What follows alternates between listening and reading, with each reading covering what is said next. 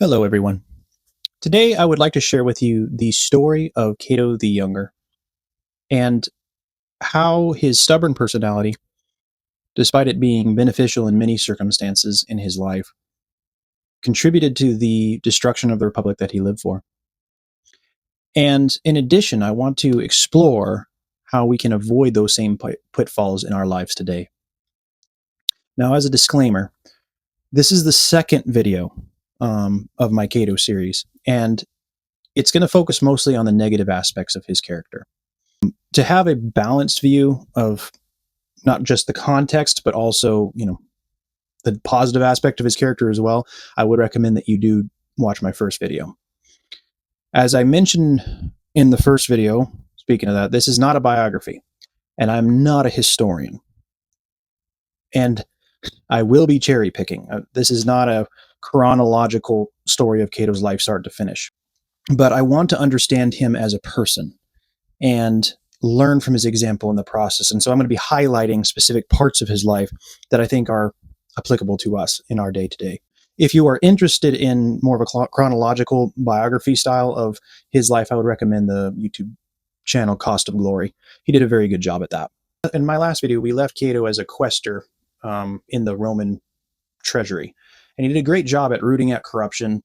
And even after, when he left, he spent basically a small fortune to basically having them allow him to copy the books periodically, and so that he could keep a kind of an idea of how it was running and if it was running smoothly, even though he wasn't technically in the office of quaestor, but since he was a senator, I suppose it worked out that way.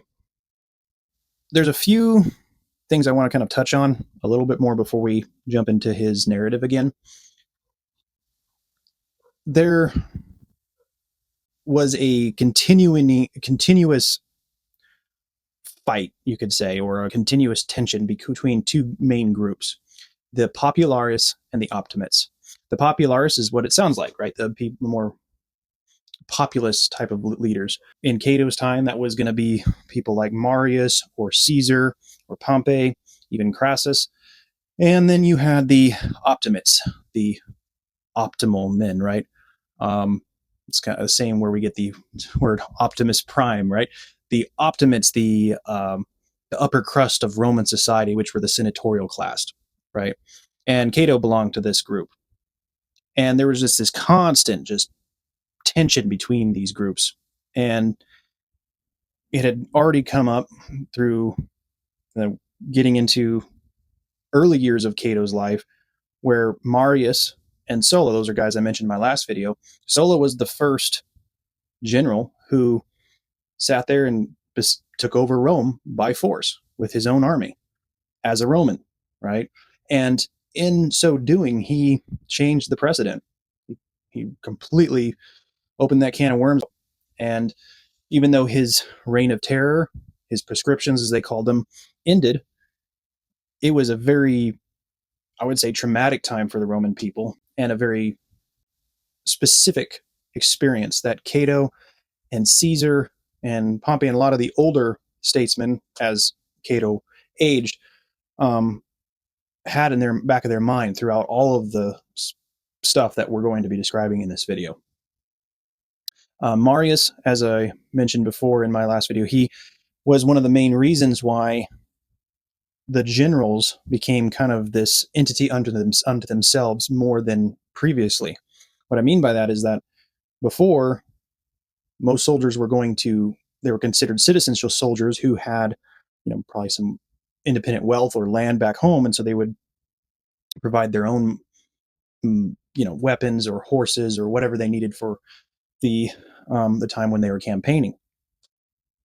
However, Marius changed it so that it wasn't the soldiers' responsibility to equip themselves, it was the generals, and it was also the general's job to pay the soldiers and to provide retirement benefits, usually in the form of land to farm, if you were lucky enough to survive the wars that you were fighting for these people. In the late Republic period, in a very simplistic way, it was closer to an empire-sized pirate den, loosely controlled by law and tradition, right? What do I mean by that? Well, think about it. If the main guy who's paying all the troops is these individual generals, right? He becomes kind of this miniature king, right? You might be using all the lip service you want, but ultimately he's independent of Rome while he's out campaigning, and he had to be, right, at certain points. He had to kind of sit there, and when he went out campaigning, you can't, if you're out in Africa and the only way to get there is by boat, well then guess what? There's no way that you can control that army from Rome, and that's part of the reason that Marius made those changes. But it also made it so that these guys turned into miniature warlords, kind of pirate warlords, right? They would go take over a territory, take a ton of money from that territory, and then use that to kind of build their reputation, build their political career, and ultimately just didn't really have to worry about anybody touching them as long as they were in that position.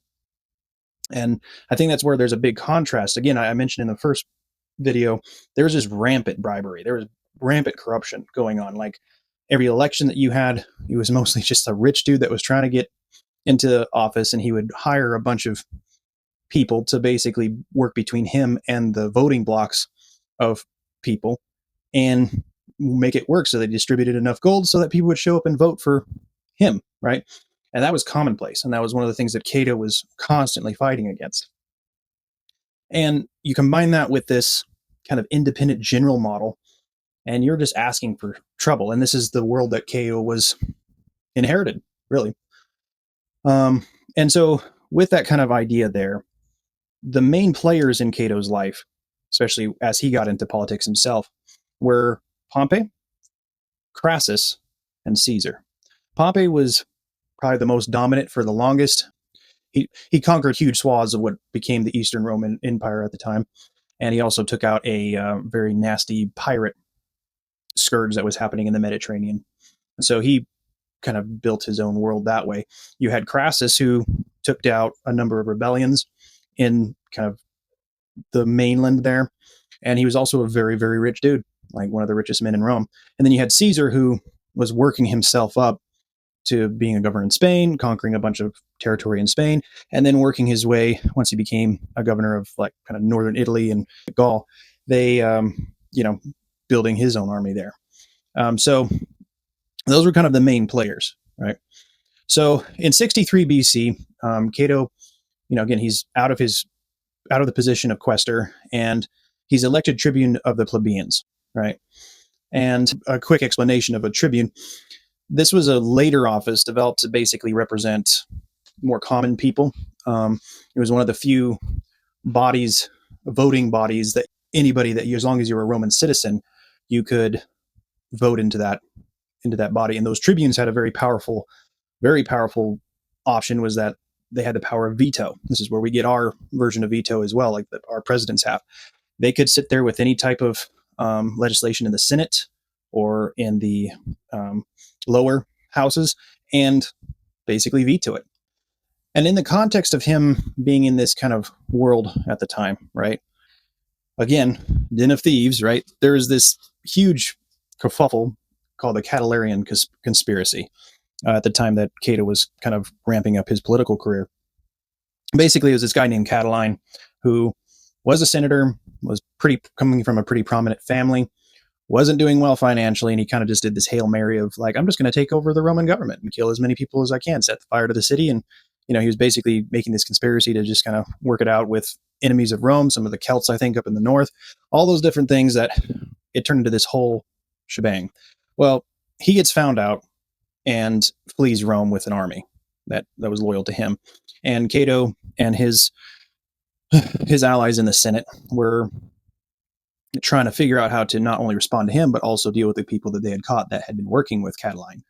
And it ended up being the scenario where Caesar and a number of other people were saying, hey, they're Romans. They need to be respected as Romans. You can't kill them without any trial. And a lot of the Senate was agreeing to that. And Cato was one of the advocates of the opposite option, which was, hey, we're in a state of war and a state of crisis. We know these guys did it. Let's just get rid of them. And that's basically what happened. But you have this kind of army in Italy that's just kind of roaming around with Catiline. And so they're trying to deal with that threat and deal with the situation there, right? Well, in the same time frame, there was another guy named Metellus Nepos, who was also a tribune, same rank as Cato, and he was pretty much a creature of Pompey. Let's just say that. He was basically working for Pompey, Pompey's interest, even though Pompey was still out in the east. And basically, this whole situation turns into this guy's like, well, hey, we have this army out there. Maybe we need a strong man to come in, and let's pass a bill that allows Pompey to come in with his armies and defend Rome. And everybody's going like, wait, we already have an army, and they're already taking care of Catiline. You're just trying to do another power grab, and everybody's thinking about Sulla again, and it's just this whole thing. And Cato, through some exciting events in the public assembly, there's a lot of places where he probably could have gotten killed very, very easily, where he blocks it again, and just makes it just such a pain for this guy Metellus to pass that he ends up just giving up and leaving Rome. And everybody's wondering if Pompey's going to do a Caesar 2 or a Sulla 2.0 and show up with his big army and just take over again, and they're all kind of concerned about that. So Cato is in this position where he's blocking Pompey's power grabs, if you will, pretty consistently. And it gets to the point that Pompey is like, okay, I need to get this guy on my side and at least some more of the optimates in the Senate. And since Cato is kind of at the forefront of them, the most vocal, you could say, he decided to go directly to him. And he approached Cato with basically a marriage proposal saying, hey, can I and my son marry your two nieces? And this is how Plutarch records how Cato responded. Tell Pompey that Cato is not to be captured by way of the women's apartments, although he highly prizes Pompey's goodwill, and if Pompey does justice, will grant him a friendship more to be relied upon than any marriage connection. So Cato was like, yeah, no, but if you're honorable, I'll be your friend. And it did disappoint his nieces pretty consistently. They were like, you have to understand that Pompey was the most powerful dude in Roman society, period.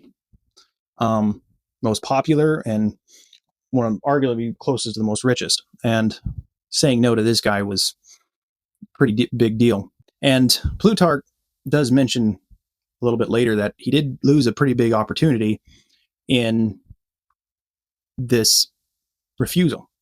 What do I mean by that? Well, as you will see later, this takes Pompey and puts him right into the crosshairs of Caesar and a marriage alliance with him.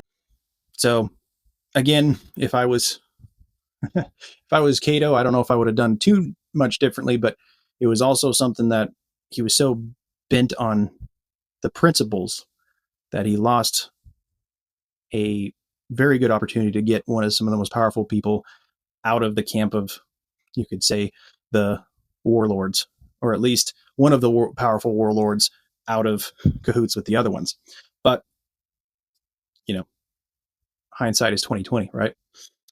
So in 62 BC, Pompey arrives back in Rome after disbanding his armies. Everybody's relaxed, happy about that. And he's kind of coming back, he's coming back as a really rich dude. He's sacked a lot of kingdoms that he's conquered. He's trying to make good on the promises that he made for his men, right? Again, it was his job to provide not just pay, but also, retirement benefits in the form of land. So Cato starts this filibustering whack-a-mole. What I mean by that is, and if for those in my audience who doesn't understand what filibustering is, it's basically the idea that you have a certain set time frame that the Senate is open, right? It's hours of operation. What Cato would do is Pompey would approach the Senate with a proposal, right? Of say, hey, I have a bill that's coming forward that can make this into a law that allows me to basically pay the government to buy land so I can give it to my soldiers, right? And also there was basically setting up his ratification of Eastern provinces that he had conquered, right? And, he kept trying to push these through, and Cato would stand up and he'd start talking about it, and he wouldn't stop talking until the end of the day. And he would do it again and again and again. And he went on a, and what I mean by that is, like, if anybody's played that game of whack-a-mole, it's like you have his hammer and these little moles come up, and you're smacking them and they're bringing it down. And that's literally what Cato did with not just Pompey, but with Crassus and with eventually Caesar. And, Crassus was trying to basically get some, you could say, forgiveness for, or no, not even forgiveness, but basically a change in some of the contracts that some of his allies had, who were tax collectors in some of these same provinces that Pompey had taken care of. And, they found out they couldn't gather as much taxes that they thought they could, because those provinces had just gone through a war. Well, surprise, surprise, right? Bad business dealings, but ultimately they're going like, hey, we can't do this. Can we get a break here? And Pompey was like, well, your word is your bond. Suck it up and figure it out, even though there was nothing to take. So he had that going on with Crassus. And then Caesar has been spending time in Spain, conquering a bunch of territory over there. And he basically is attempting, Caesar is still a commander in his province, right? And he had done enough victories that he basically qualified for a fancy parade, you could say, called a triumph, right? Where they would take the spoils of war, and it was and basically make this huge parade through the Roman city and streets, basically just kind of showing off what they had done, their accomplishments. And it was a very good way of, gaining popularity at the time. But there's a catch, is that you had to have a approval from the Senate specifically to enter still as a military man. It was a very sacred process for them. What I mean by that is that if you were a soldier, an active duty general, and you entered the territory of Rome or into the city itself, that was an act of war. And they liked to keep that separated unless it was approved by the Senate. And so Caesar is going like, well, I've done this. I would like to have a triumph. But he's also wanting to run for the highest office that the Romans had, which was called the consul. And the long and short of that is that you need to be in there in person to do that, right? And there had been a number of people in the past that had actually just asked the Senate to go like, hey man, can my friend stand in for me? And Cato basically blocks this as well. He's forcing Caesar to either wait a year or let go of his opportunity to have a triumph. And so basically he's, again, whack-a-mole, whack-a-mole, whack-a-mole, right? And this is where I think they kind of just, these three guys start figuring out that this dude is not going to stop. He kept blocking everything, and it was just like for months, right? So anyway, Caesar leaves his command in Spain, decides to not have a triumph, and just shows up to basically campaign to be a consul. And he wins that. In 60 BC, these three dudes, again, Pompey, Caesar, and Crassus, kind of get together on their own and go like, hey man, got the stonewalling Cato and the rest of the Optimates. We can't get anything done, right? What can we do, right? And they just kind of basically create what we now call the first triumvirate. And it's literally to cope with Cato. And in 59 BC, that Caesar was elected consul. And here's the next wrinkle in here. Pompey marries Julia, which was Caesar's daughter. So in the context of all this backdoor dealing that these three guys were doing, Caesar's going like, well, I don't want to be at odds with this dude. Let me see if I can, have this marriage between us. And that would basically keep the peace between us and keep the balance of power. This is now Caesar, now that he has this kind of shadow government working, he starts pushing these bills to the Senate. Again, it's just the stuff for Crassus, the land bill for Pompey, everything, right? And guess what? Cato, true to form, starts trying to filibuster again.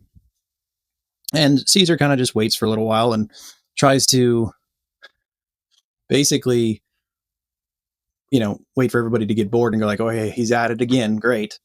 And then he calls the bailiff basically and goes like, yeah, let's send this guy to jail. He's obstructing lawful proceedings here, right? And this was a kind of big rebuke for Caesar at the time. Most of the Senate, despite Cato being drug out and still ranting against the triumvirate, most of the Senate just walks out with him because they could see that there was a power grab going on, right? Long story short, though, they start being able to push things through, whether it's through the Senate or through the People's Assembly. They just had enough power, enough money, enough clout to basically just push these things through. Things finally start happening for them, right? And amongst those is the land bill, the forgiveness for the tax collectors under Crassus, and Caesar gets a nice commission in Gaul for 5 years, which was another stepping stone to his rise.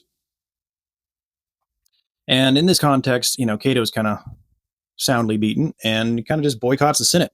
It's kind of a big rebuke. And again, with Cato's reputation, it was a big rebuke for a lot of thoughtful and you could say more of the honorable Romans, right? But it's still, he was just blocking. He was just fighting it. And so Caesar goes off into Gaul. Pompey's kind of hanging out. Crassus is hanging out in the Italian peninsula. And basically one of the elected officials that was working for Caesar at the time basically sent Cato over to Cyprus to annex it. And it was an important job in and of itself, and it gave him some more, you could say, some pretty good standing in the government, but it was mostly to just get him out of Rome and keep him out of their hair. It goes out well. He comes back with a ton of money, and it's just this whole thing. So in 55 BC, Pompey and Crassus are elected consuls themselves, and they give Caesar another 5 years as a governor in Gaul. In 54 BC, Caesar's daughter, Julia, dies in childbirth. That's where things start getting shaky for the triumvirate, right? You now have a little bit less ties between Caesar and Pompey. And Cato is elected praetor at this time as well. This was kind of like a Supreme Court justice that we have here in the States, but it was also kind of, they could also command armies, but they were very much involved in the legal system.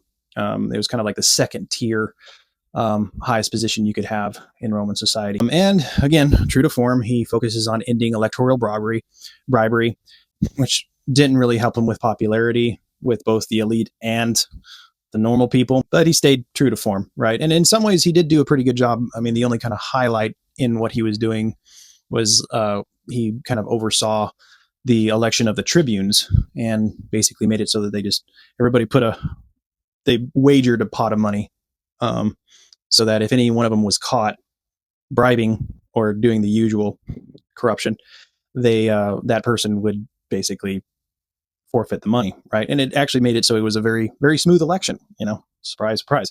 But long story short, there's this transition, right, until like 53 BC, where Crassus, he goes off to the east and he goes like, I'm going to conquer some more territory. I haven't gotten as much glory as Pompey and Caesar, and I just need to make a name for myself, right? So he goes out there and promptly gets defeated and killed in the Battle of Carrhae. A year after that, there's this whole kerfuffle that happens in Rome, right? Where there's this guy named Clodius, who was actually the same guy that sent Cato over to Cyprus to annex it. It's hard to describe it, like him and this other guy named Milo. Clodius was a creature of Caesar primarily. And he was kind of like this mob boss, like a political mob boss, if you will. Like he would use intimidation tactics. If he got into office, he was very, very corrupt. He would threaten people, and then the Optimates, and I'm not sure if Cato had anything to do with it. I doubt he did, but they had their own version of Clodius, was this guy named Milo. And again, they were just kind of like these high-level street thugs that, yeah, they might be of royal descent, but they didn't mind getting down and dirty and getting a little murder in here, a little bribery here, whatever. So these two guys actually go at it at some point, and Clodius gets killed by Milo. And he was very popular with a lot of the population of Rome. And basically, the population of Rome gets so mad that they put his body in the Senate house and put it on display, right? Kind of this public funeral. And then they decided to do a pyre inside, okay?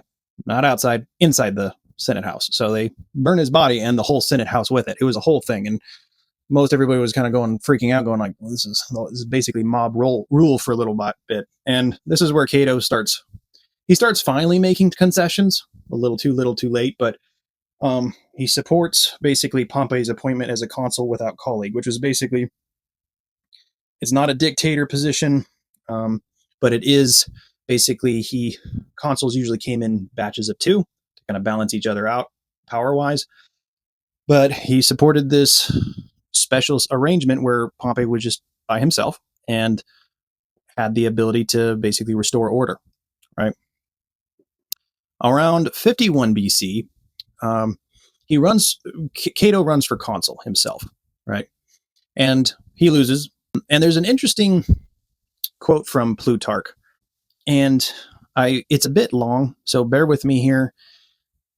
I think it just gives us a good idea of like where his mind was, and some like I think it was very clear indication of some of the negative aspects of his character and some of his positive. So let me just read this out.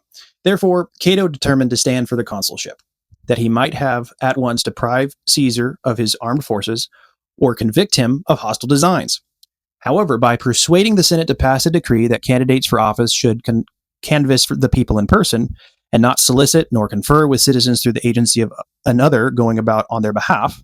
So basically, you have to do it yourself. You can't have any middlemen, and you can't sit there and bribe anybody, right? Cato still more exasperated the common folk in that he deprived them not only of getting money, but also of bestowing favor, and so made him at once poor and without honor. So there's kind of like this sense of like arriving yourself, and greeting people yourself, or at least having someone in your stead greeting people, and just making people feel like that they were worth something as a Roman citizen. And besides this, he was not persuasive himself in canvassing for himself, but wished to preserve in his manners the dignity of his life, rather than to acquire that of the consulship. By making the customary salutations, neither would he permit his friends to do the things by which the multitude is courted and captivated. He therefore failed to obtain the office. A little bit later, Plutarch writes, but Cicero found fault with him because when affairs demanded a man like him for office, he would not exert himself, nor try to win the people by kindly intercourse with them, but for the future also ceased to make any effort and gave up the contest, although he had renewed his candidacy for praetorship. So we move on to about 49 BC, and this is where things start ramping up for Caesar and Pompey. As I mentioned before, there wasn't any marriage ties between Caesar and Pompey, despite Caesar trying to renew with other marriage proposals for Pompey. And basically, with Crassus gone, there is not so much of the stabilizing forces between the shadow government, if you will, was gone. And Cato and a lot of the other optimates are pushing Pompey to put Caesar in a political and legal corner. And you have to keep this in context. Like, this is at the end of about 10 years, right? Caesar has battle-hardened soldiers that are loyal only to him. He's also at a pretty good spot. He had conquered everywhere that he wanted to, right? And he wasn't dealing with any really intense battles at the time. And again, he had 50,000 men under his control. The Senate, on the other hand, had about 10,000 in Italy at the time. And I don't know what everybody was thinking. I think it was just a form of military and political chicken. And if anybody played that game as a kid, right, you have like your bike, and you have your friend on the other side of the driveway, and you're both on your bikes, and you're just like going toward each other, and you're seeing who's going to flinch first and veer away, right? And they forced the issue where in 49, the Senate issued a formal demand that Caesar must disband his army and resign his command immediately. Now, you have to understand something here. Caesar knew that if he returned to Rome as a private citizen, specifically without his army to back him up, he lost all of his legal immunity. that he had maintained as a consul and then as a governor of Gaul. And he knew that if he walked into the Rome as basically just a normal citizen, he would probably be prosecuted, he would probably be bankrupt, and he would likely be exiled or killed, especially with how things were ramping up in Rome at the time. And Caesar tried to work out a number of deals, basically saying, "Hey, if I resign my position and Pompey resigns his, I'll capitulate the rest of your commands." And actually, the majority of the Senate was fine with that. Unfortunately, the consuls in charge at the time and a lot of hardliners just shut it down. And as far as I can tell, Cato was just kind of on the sidelines or encouraging it even more. And they basically saying that, Caesar, you're the only one that can step down. Pompey maintains his power. And it just continued throughout that year, where they did the final decree, or the Senatus Consultum Ultimum, which is basically the Roman version of martial law. It was a step down again from a dictatorship, right? Giving one guy too much power, but it was similar in the fact that they were giving Pompey military power to do the will of the Senate, and they put basically a target on Caesar's back and said, "Okay, you're now an enemy of the state." And in the process of them trying to pass this bill, right, some of Caesar's allies, Mark Antony and Cassius, tried to veto the bill. These were tribunes, right? Remember that tribunes have veto power in the Senate. And not only did the Senate ignore them, but also threatened them, which I don't know what Cato was doing this. Like, I understand that he was dealing with what he thought was an existential threat to the Republic at the time, and he was right in many ways.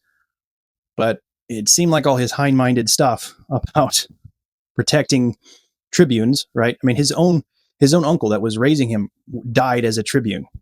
He himself had been threatened as a tribune, and it was technically sacrilege, religious sacrilege, for the Romans to anybody to touch the tribunes in the process of their office. So I don't know. It was under Cato's watch, and it doesn't look good, right? And so anyway, Mark Antony and Cassius flee the room, and then Caesar crosses the Rubicon, right?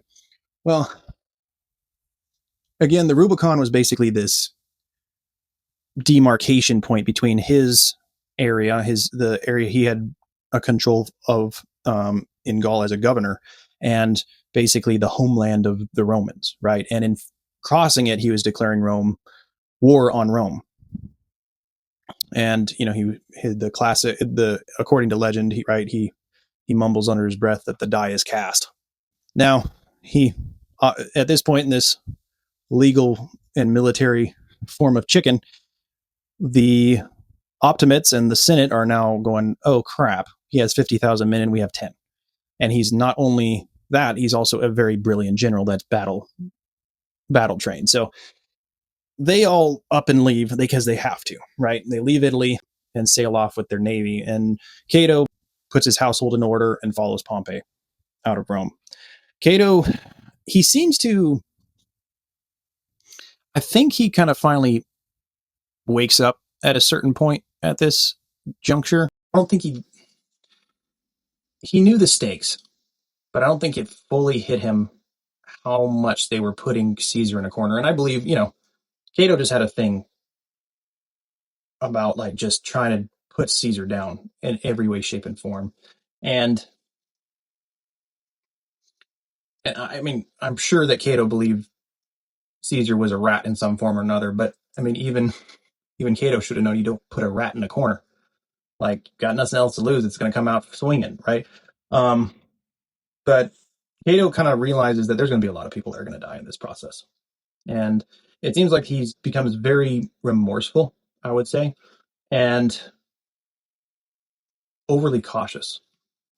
He seems to lose the desire to like maintain the war, even though he does his job when he's given commands pretty well. When it comes to direct Roman on Roman conflict, he doesn't seem to have much stomach for it.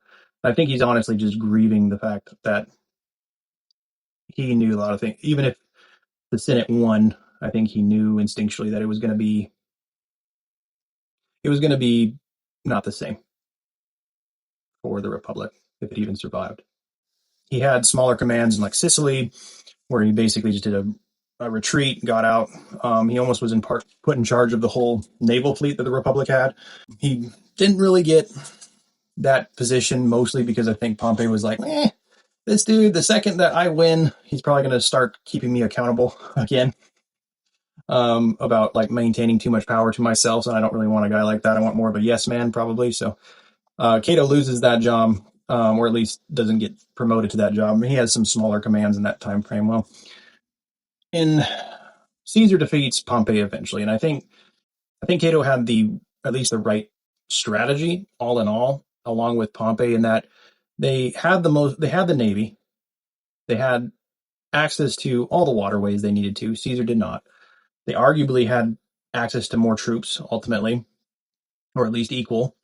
And it was just, if they had played the waiting game longer, they kind of pretty much would have starved Caesar out, or at least kept him at bay for a long period until he wanted to make a deal, right? But there was other people in the coalition that were more aggressive, and Pompey listened to them and ended up getting defeated in the Battle of Pharsalus. And Pompey then flees I think this was in Greece at the time. He flees from there all the way to Egypt and is then promptly assassinated, murdered over there by the leadership over there. And Caesar follows him, pretty much is hot on his heels, trying to get him, and gets all embroiled in the local politics with Cleopatra and all that. And that's a story for another day. But while Caesar is delayed there, Cato basically has worked his way up to North Africa and some of the Republican strongholds.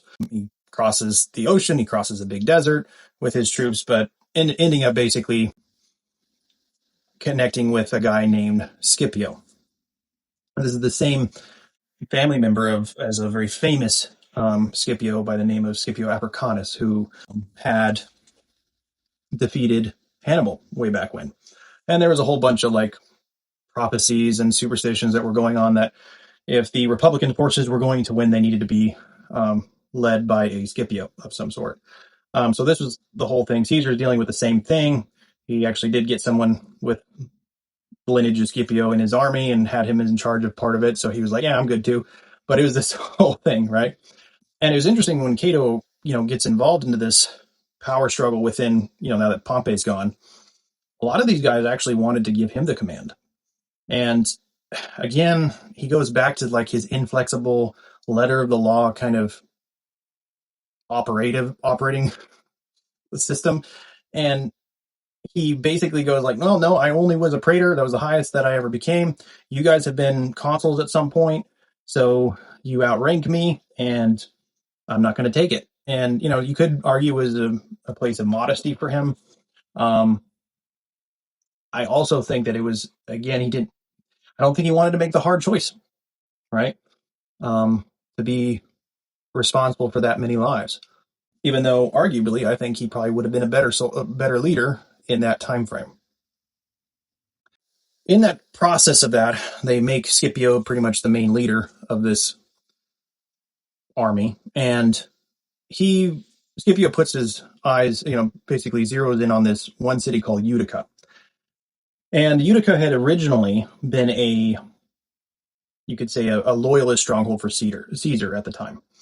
And Scipio was not a very good dude, not to mention I don't think he was a very good politician or a commander, period. And he basically was like, well, let's just raise the whole city to the ground, kill all the people. Like, let's just we don't need, potential bad guys at our back here, even though they might be Romans themselves, right? Or at least relatively loyal Romans in their own right. So Cato basically approaches Scipio, and he takes command. He says, hey man, let me just take over Utica. I will take it under my personal responsibility. I'll make sure it doesn't come down, doesn't go back to Caesar. And I'll also make it a very formidable fortress, right? Which I think it already was pretty defensible in its own right. And so Scipio accepts that, and Cato takes control of Utica. In 46 BC, Scipio and the rest of the Republican forces are defeated in the Battle of Thepsus. And as I mentioned in the last video, Cato kind of really shines in a like 11th hour kind of way in this time frame where, again, you had the main population of Utica. You had a lot of these senators from Rome, right, that were there in exile. And then you had what was left of a good chunk of what was left of the army from Scipio after the Battle of Thepsis. And they were disgruntled, discouraged, and just pissed off, right? They're ready to take over, steal, burn, do whatever they want, murder.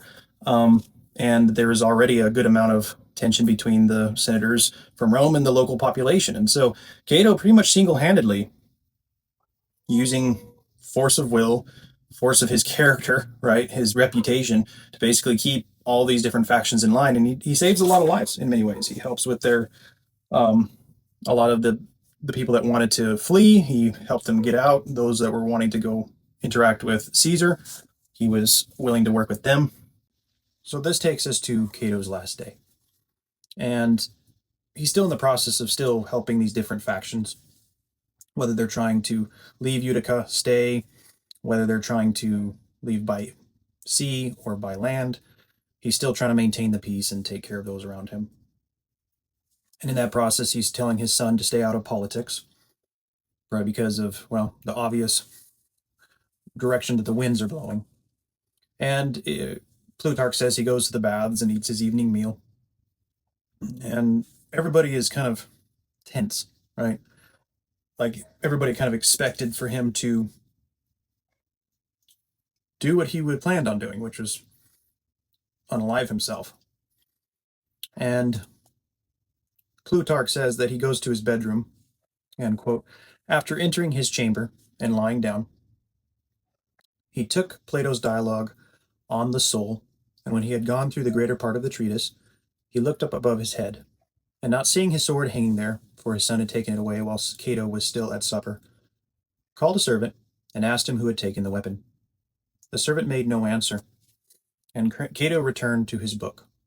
And a little while after, as if in no haste or hurry, but merely looking for his sword, he bade the servant fetch it. But as there was some delay, and no one brought the weapon, he finished reading his book, and this time called his servants one by one, and in louder tones demanded his sword. One of them he smote on the mouth with his fist, and bruised his own hand, angrily crying now in loud tones that his son and his servants were betraying him to the hands of the enemy without arms. So he's in this position, right? And you kind of start seeing a combination of the stoic that he had tried to emulate in his life, and also just the old standard intense Roman, and also a good example of the stratification of Roman society at the time. He was very concerned for the citizens of Utica, over the soldiers and the senators from Rome, but in his time of interacting with people in his last day, he's sitting there beating on people that are not in a position to really dictate anything, because it was his son who had taken the sword. And I don't know how the whole interaction went, but Cato obviously has lost everything, and he's lashing out in his own way, and he's trying to hold on to any form of control that he possibly can. And again, this is a sign, as I will tell you soon, of, I think, the malignant version of pride that was kind of running his life, especially when it came to interacting with Caesar. And in that, it's kind of funny because, like, he's expecting his son, right, to capitulate to Caesar and to find mercy with Caesar, or at least to try to stay away from it. But for him, he'd rather not live in a world where, one, the Republic doesn't exist, but where Caesar won. And it makes me wonder if anybody other than Caesar had defeated them, would he have acted the same? I would argue probably differently, I think. Some people as hardlining with Cato would probably disagree with me, and you might be right. However, there was no one else that Cato was willing to go so intensely against. And how he interacted with Caesar, especially leading up to that time frame before Caesar crossed the Rubicon, It wasn't logical, but the whole scenario kind of wraps up where his friends, philosopher friends, and his son begging him to maintain his life, and he's sitting there going, "It's my choice to make. I have the control to hurt myself if I need to, right? Even without a sword. And am I of such little worth that you're taking basic rights away from me?" And long story short, they sent in the sword, and this is Plutarch again. "Then the sword was sent in, carried up by a little child, and Cato took it, drew it from his sheath, and examined it. And when he saw that its point was keen, and its edge still sharp, he said, 'Now I am my own master.'" So it, the night goes on. He's up a few times talking to some of his servants, asking them to go check on the docks and making sure that certain people that had set out were hopefully safe. He was checking on because there had been storms in the Mediterranean at that time, and ultimately was checking at their welfare. And at some point in that night, he takes the sword and tries to unalive himself by stabbing it directly into his heart. The problem was is that he had literally bruised his hand so much striking the slave that his hand slipped and it kind of basically tore up his abdomen. Doctor came in to try and help stitch him up and with his friends and his family. And while that doctor was trying to work on him, he basically tore at it even more and died a very, I would say, gruesome and painful death. And I think it's kind of telling that the stratification of Cato's life and the fact that he had this dynamic where there's dignity to some people and not to others, it even kind of messed up his final act, right? And again, it was a protest against Caesar and against whoever was trying to take away the Republic as he knew it from him. And Caesar is even reported to say after he heard that Cato was gone, saying, "O Cato, I begrudge thee thy death, for thou didst begrudge me the sparing of thy life."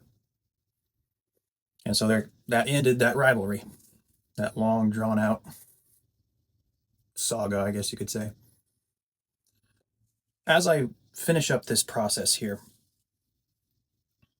I want to bring two quotes to your attention. One I've already shown you before in my first video on Cato, and the other quote is from a guy named Cicero, who was a compatriot of Cato and worked with him on many occasions. And was also frustrated by how Cato ran things. So I'll start up with that one. And Cicero here is speaking to, or writing to his friend rather, a guy named Atticus. And it starts, "I admire Cato as much as you do, but the fact remains that for all his patriotism and integrity, he is sometimes a political liability. He speaks in the Senate as though he were living in Plato's Republic instead of Romulus's cesspool." I think it was a very astute observation. And we have to understand the source too. I mean, Cicero was kind of he was a very smart guy, but a very decent waffler as well. He was a pretty classic politician, if you will, and Cato very much was not. But I think he was also intelligent enough to understand that Cato was undermining himself and the republic he served in many ways because of some of the hard lines that he drew. Some of them were warranted, don't get me wrong, right? But there was also times where he kind of seemed to be shooting himself in the foot and focusing or majoring in the minors, as they say. And there's another quote from Plutarch that I think kind of nails this down. It's in this, Plutarch says that Cato devoted himself especially to the ethical and political doctrines. He was possessed, as it were, with the kind of inspiration for the pursuit of every virtue, but above all, that form of goodness which consists in rigid justice, that will not bend to clemency or favor, was his great delight. And I think, again, think about that: clemency or favor. He had such a high view of the rigid understanding of the law. In some ways, he forgot why the law was there, I think. To, I would argue, as any law is, if it's a good law, it's to help with human flourishing.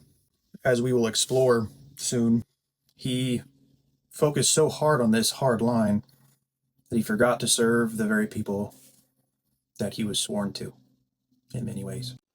So let's move on to analyzing what parts of Cato's character do we need to learn from and potentially avoid.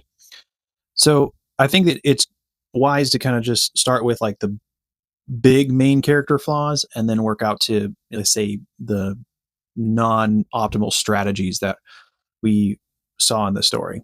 And I want to also kind of preface this that some of this was not even Cato's fault, in the fact that the culture he grew up in, he was just basically swimming in, right? Had this general idea of what we call it dignity or honor now, but they had this concept of dignitas, which was kind of their version of honor, especially for people at his level and his rank. And it was just always trying to develop this ideal image, as a man specifically, as a male. And it was that whole upper strata of society was based off of this concept of virtus, honor, and dignitas. And it's just this stubborn, that's what created kind of this stubborn tenacity that, both maintained and destroyed the Republic. Now, I'm going to say something relatively counterintuitive with what Cato struggled with, but I really do believe that Cato struggled with pride, uh, in the sense of like being conceited, right? Not in a feeling of pleasure and satisfaction that you get, because you or people you care about, have done something good. I'm not saying it in that sense. I'm not saying in the sense that worthiness of yourself or that. I'm not saying that either. But I'm not even a sense of self-respect, right? But it's more of the classical like vice, like almost biblical vice, that we are talking about as pride. And I know it's counterintuitive, right? It's very counterintuitive. We kind of look at this guy and go, well, he wasn't really showy. Obviously, he was, as I mentioned in the first video, he had a habit of not, walking, um, with sandals on, right? He didn't wear shoes on. He wanted to look more rustic and more back to down to earth, as you could say, like the original Romans were. He refused to ride on horseback, even though he might have been in a position of power like an officer in the military. And he also did the Roman version of commando, right? Where he didn't have like a soft under tunic. He just kind of had the toga, right? So all of this, you kind of go like, well, and then there was other examples in this video where I talked about where he took, he almost pushed away specific offers for him to take control because he felt like it was not right for him to kind of be above his station, if you will. And you could argue that to a certain degree, but in the context that I'm trying to explain, it's the pride conceit is exaggerated self-esteem that is essentially competitive. What do I mean by this? Well, you look at like Caesar, right? And Caesar was a great example of like the classic pride that everybody thinks about, right? He was showy, he was, vain, he was really willing to spend a lot of money to get a lot of, eyeballs on him in one form or another, whether it's through his military exploits or just his fashion sense, whatever. But Cato, it was more of the pride of being in the outsider, the obstructionist, or the best man in Rome. It's kind of like that pride that comes from being that kind of a prophet figure in whatever society someone may put themselves in, right? When you're looking from the outside in and pointing a finger and going like, hey, things need to get better. And it's kind of like this idea that you have to always be right. And I've noticed this in many contexts where people, a lot of, you could say fundamentalists or even just moral people that have a higher standard than most. It could be, someone who just has a standard I mean, if you just have a standard in a society that doesn't have any, you're going to be kind of tempted this direction. And so I believe that there's a case to be made that the pride that Cato was struggling with would be a good example of a pride that forces you, and it happens to anybody in any type of form of pride, but it kind of makes you want to just fix your acne on your face when you're dying of a heart attack. And let me kind of unpack that for you. It This kind of pride kills the lower vices. It might make you um, more of a courageous person, right? Which Cato very much was. It might make you truthful, which Cato was. It might make you someone who is willing to stand by their word. But I've noticed it sabotages the larger goals and the larger callings I think people have in their lives. And in my own experience, like if I'm having a discussion with somebody and it might, possibly get a little heated over, like, let's just say it's just facts or basic concepts that we're both trying to understand. I've noticed that the desire that I have sometimes is to win the argument, to be right, to be superior, rather than coming to a consensus or actually finding the truth. And that's a good example um, of that, I think. It kind of twists the desire for excellence and for the good of all to only just a singular goal of just winning, right? And we all run into this in some form or another. You start playing this, majoring in the minors, as they will, if you will. And I think that's what really destroyed Cato's legacy in some ways. It also made it in some ways as well, but at least destroyed the republic that he was trying to maintain. He did. You can acknowledge that Cato was, I would say, morally superior than Caesar. He had a principle other than just gain and survival and conquest, But I believe he missed a crucial step. He lost sight of the end goal, especially in the formation and right before the formation of the triumvirate that I mentioned. You know, the main goal was to maintain and preserve the republic and its citizens. That's what I would argue is what his main goal was. But it seems that everything he was putting himself toward, right? How he dressed, how he put himself in the public eye, was all on a basic tactic of like again, kind of that prophet in the wilderness tactic of, hey, we've done it. We could have done it better. We have done it better in the past. And he tried to exemplify those values, those virtues, those old Roman virtues that everybody else was basically letting go of. But the problem is that Rome was not the same as those, again, as we mentioned in the previous video and this one, Rome was a different beast altogether, especially after it expanded beyond its peninsula.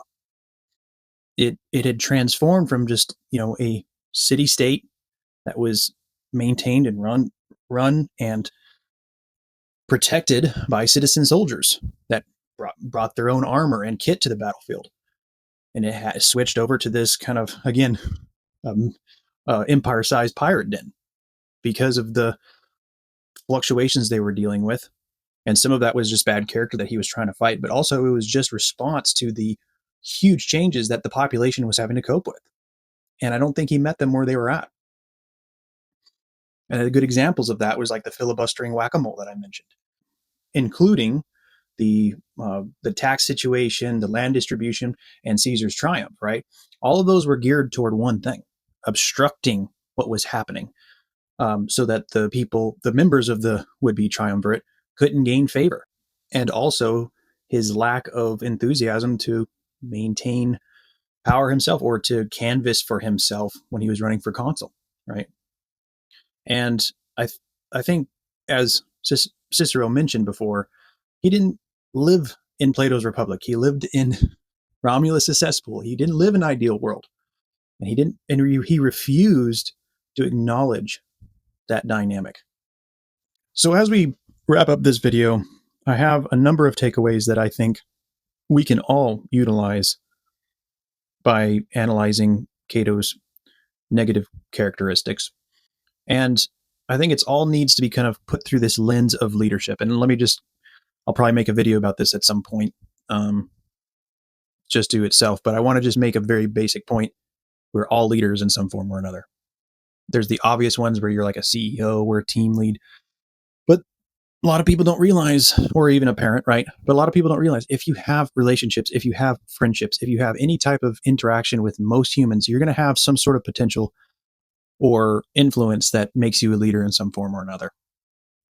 And so, when in leadership, let's utilize these takeaways, right? First one is to acknowledge and keep in check our pride. Why do I say that? Well, the point is that we are all prideful in one form or another. We all are conceited in one form or another. And again, it's a very slippery little thing, is that it doesn't matter if you're a complete screw up or if you're on top of the moral hierarchy, at least in human terms. This can slip in without you realizing it. And the only thing that you can really do to start combating it is acknowledging that you have it. And then use people to help check, to acknowledge when you are prideful. Use a support network and listen to them, right? Pride in and of itself, it's not like you're demeaning yourself if you're trying to combat pride. It's not that you're demeaning yourself. It's that you're kind of forgetting yourself, right? You're focusing on those outside of you, their honor, their dignity, their places where they get things right, and being proud and happy for them and helping them flourish. Because if that's what you're most focused on, pride's going to be taking a side street for a while. And I think it kind of showed in Cato's life, where he really was at his best when he was trying to help other people flourish, right?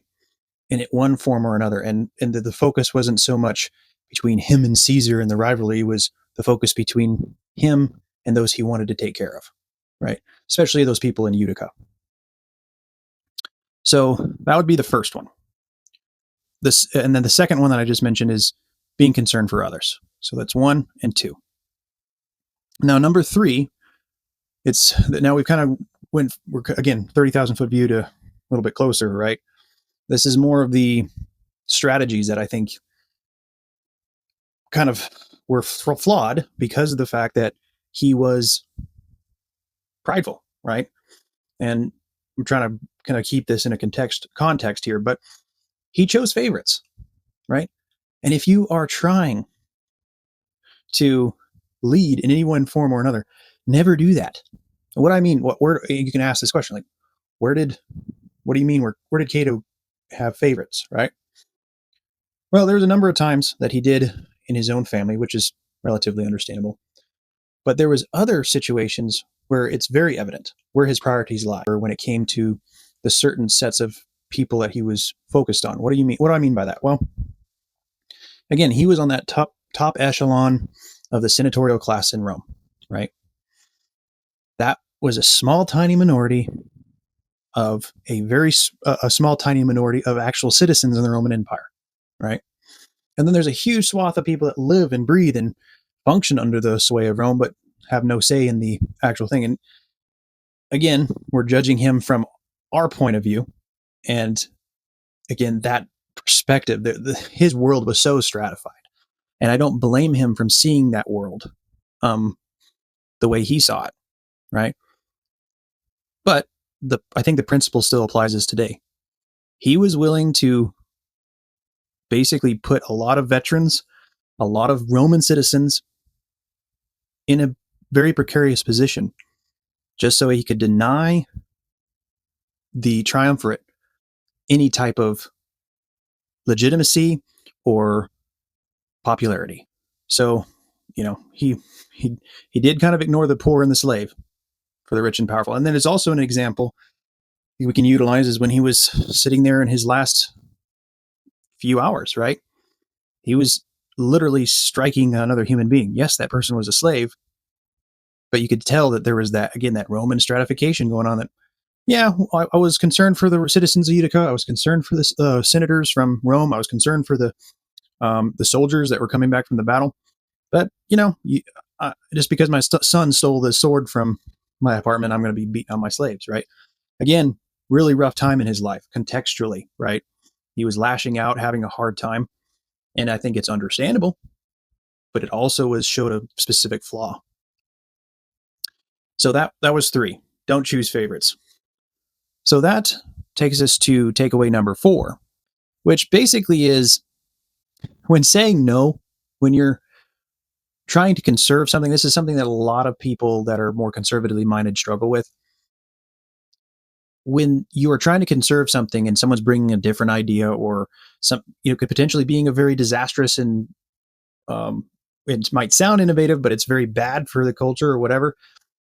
If you're running into that situation as someone who's a little bit more conservatively minded, you have to give an alternative. Do not just say no without any alternatives. If you think there's a lie, give a truth. If you think there's a wrong route, give a better route, right? And I think this really came down to it with Cato and his whack-a-mole filibustering. He wasn't bringing solutions for the general people, for the people in power. He wasn't bringing solutions for anybody other than maybe the senatorial class that wanted to maintain, again, the status quo. So that's kind of leading up to my 5th takeaway, which is if you are conservatively minded, don't let your desire to conserve override your duty to help those under you thrive. And then 6, we need to remember that to live is to grow and to find balance in the dichotomy of rigidity and flexibility. What I mean by that? Well, a dichotomy is basically a pulling of two forces, right? And when you have rigidity and flexibility, if you're only rigid, right, and inflexible, you're going to get into a position where, yes, you'll be able to stop a lot of bad things from happening, but you also be the cause because the world changes around you. I'm not saying in a context of actual absolute morals, right? What I'm saying is in the methodologies of approaching situations, you have to be able to grow and develop. You can't be stuck in the same modus operandi that you've been in all the time. And I think that's what happened with Cato. And you could see that he was trying to flex a little bit once he realized that Rome was pretty much gone by that point. But then he got inflexible again at the end as well. And again, people can argue that he wouldn't be Cato if he wasn't that. Sure, but they needed someone better than Cato if they were going to maintain the Republic. And unfortunately, they didn't. They needed someone who had the morals of Cato, but the ingenuity of Caesar, right? And the flexibility of Caesar. So in conclusion, I would say that the vice of pride plagued Cato and Caesar, but manifested differently in both. Caesar was vain, flashy, and power hungry. Cato was reserved, conservative, and inflexible. But it led both of them to their deaths, along with thousands upon thousands of their countrymen. To avoid these pitfalls that Cato fell into, we need to acknowledge our pride. We need to make sure that the mission is not being hijacked by it. In justice, we should not have favorites in truth or justice. And we don't conserve for conservation's sake. We need to grow into a better balance constantly. Anyway, this is pretty much all I had to say about Cato for now. I appreciate your guys' time if you made it all the way here. I know it was a bit of a slog. I appreciate your patience as I'm trying to figure out the whole dynamic of these videos. But if this is helpful to you or informative, I would encourage you to like, subscribe, and comment. It would be interesting to see what you guys have to think about this subject, but also if you have any other people in history that I could look into and learn from. Anyway, hope you have a great rest of your day.